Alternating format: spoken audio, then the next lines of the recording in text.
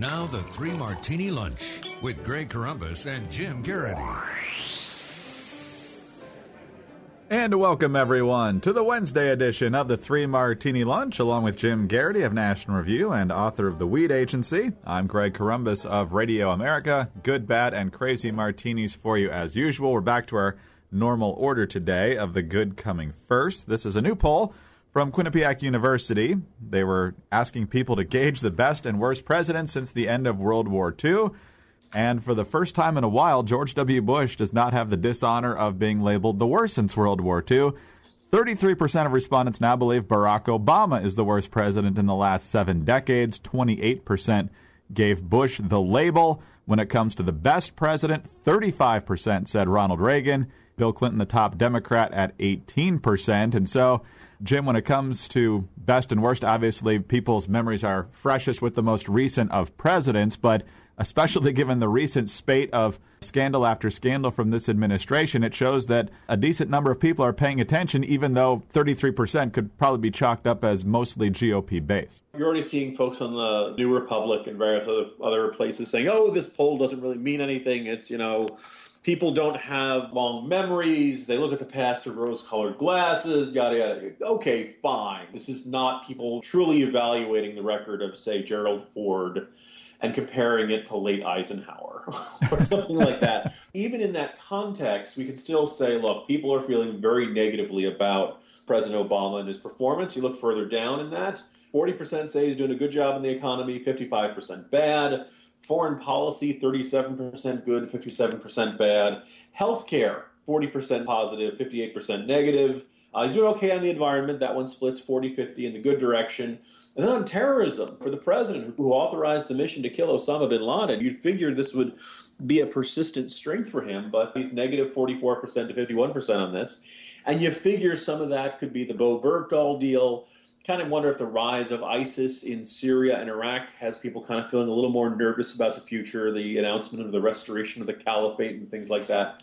Why this is a good martini is that, look, we've been making the case that these policies don't work, that there was going to be a steep price to be paid for them, and that, whatever you think of George W. Bush, and undoubtedly he made some mistakes, but there was a perception of him as a failed president by the very end of his administration, and I kind of feel it was a little bit unfair, that he had certain areas we on the right would argue with the way he handled, say, spending, and maybe, the Iraq and Afghanistan operations look like a little too heavy in the realms of democracy promotion. But George W. Bush did not come into office with a pocket full of liberal ideas that he was going to implement and show the world that liberalism could work. Well, Barack Obama is showing the world that liberalism doesn't work, and a good chunk of the public is starting to recognize this.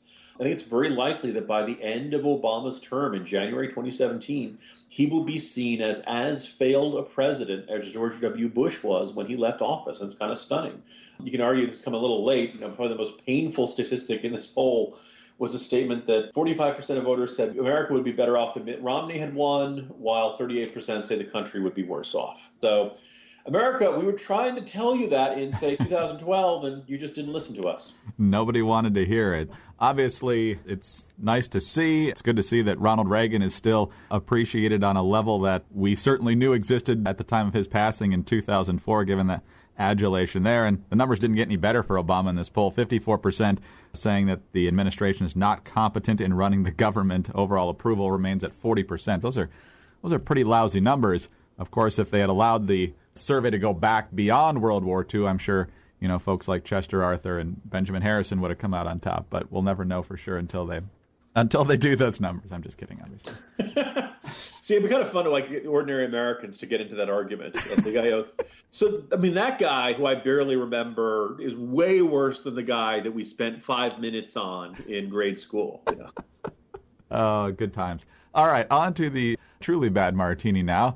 And obviously, as Jim mentioned, there's a lot of things literally blowing up in the Middle East right now. One of the latest to circle back around, because we've certainly seen it many times before, is terrorism conducted most likely by Hamas. They haven't claimed responsibility for it yet, but it's the murder of those 3 Israeli teenagers in Gaza as they were hitchhiking home in the mid-June.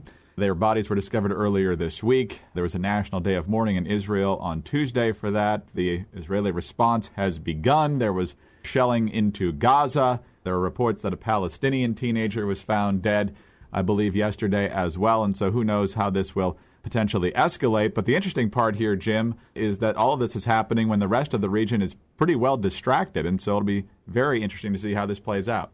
Yeah, I mean, there's two things that jump out of this. One, this is that the nature of the conflict in the Middle East between Israel and its foes hasn't changed. You can argue that Israel is heavy-handed or that they always respond with maximum force. You can make those arguments, but it's very hard to, the character of the Israeli people and the character of their government and the way they pursue things is just fundamentally different from that of the Palestinians and Hamas and the Fatah and the Palestinian Authority. Ultimately, we have one side that is dedicated to brutality. Those teenagers were no threat to anybody, and they got executed just for who they were. And you cannot reach a negotiated peace with people who are determined to wipe you out. And of course, I'm sure the response to this is that John Kerry is going to redouble his efforts and go back to the well one more time and insist that if we just try really, really hard this time, we can get both sides to come to an agreement.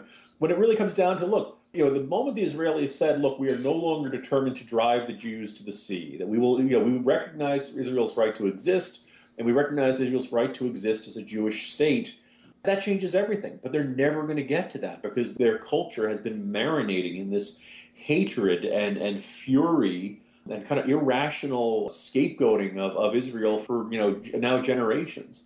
The only kind of silver line to this is that, look, this is occurring when, as I mentioned earlier, they've declared a new caliphate in between Iraq and Syria, so that's a mess. Afghanistan isn't looking much better. Everybody's on edge about the rise of ISIS and then militarism. Iran is still pursuing its nuclear ambitions. Egypt is still, a battle between populist uprisings and Muslim Brotherhood and fundamentalism versus these autocratic military-style rulers. The whole region's a mess. So if Israel decides to start going after the leaders of their organizations that are hostile to them, climax of the Godfather style, it's possible that the rest of the region is too distracted by its own problems to really get that unified damn you Israel response that usually greets these sorts of things. And in fact, a couple times during Syria's civil war, we saw Israel taking action, and their attitude is, look, we don't really care. We don't like Assad. We don't like the rebels. There are no good guys over there, but we'll take whatever action we need to. Ended up bombing a couple key sites in there because they deemed that what was in those sites was going to be a threat to them. So maybe this is an opportunity for Israel, but it's really awful that, once again, 3 innocent teenagers have to die to create an environment where people realize just the scale of the threat and the implacability of the hatred that they face every single day.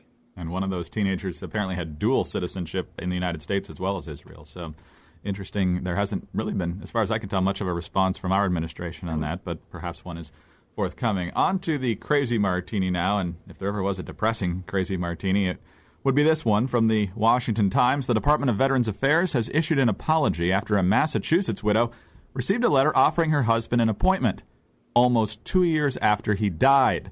Doug Chase, a Vietnam veteran, was diagnosed with a brain tumor in 2011. His widow, Suzanne, of Acton, Massachusetts, told a CBS affiliate in Boston in 2012 she said she tried to move her husband's medical care from Boston to the VA hospital in Bedford so they could be closer to home, but they waited 4 months and never heard anything. He died in August of 2012. She said she received a letter in the mail 2 weeks ago that was addressed to her husband saying that he could call to make an appointment. At the bottom of the letter, dated June 12th, it reads, "We are committed to providing primary care in a timely manner and would greatly appreciate a prompt response." The widow said the VA had to know her husband was dead because she applied for funeral benefits and was denied. In response to this story getting out, the Department of Veterans Affairs issues pretty much your boilerplate rhetoric about how we regret that it happened and we're taking actions to correct situations like this from happening again. So, Jim, it turns out it's not just in Phoenix, as we've documented over the past several weeks. So this is systemic pretty much everywhere. This is what usually we like to chuckle with our crazy martini, like the body switching alien theory of yesterday. But this one, the only thing you can say is that this is a case where better late than never isn't really true. And but perhaps this comes like there is this kind of perverse irony to the circumstance. I suppose you could say, well, somebody somewhere is finally working on that backlog. But again, the idea that they don't know that someone who they turned down funeral benefits to is dead kind of illustrates the inanity and the complete lack of intercommunication and ability to keep records straight and clear is kind of abysmal and appalling.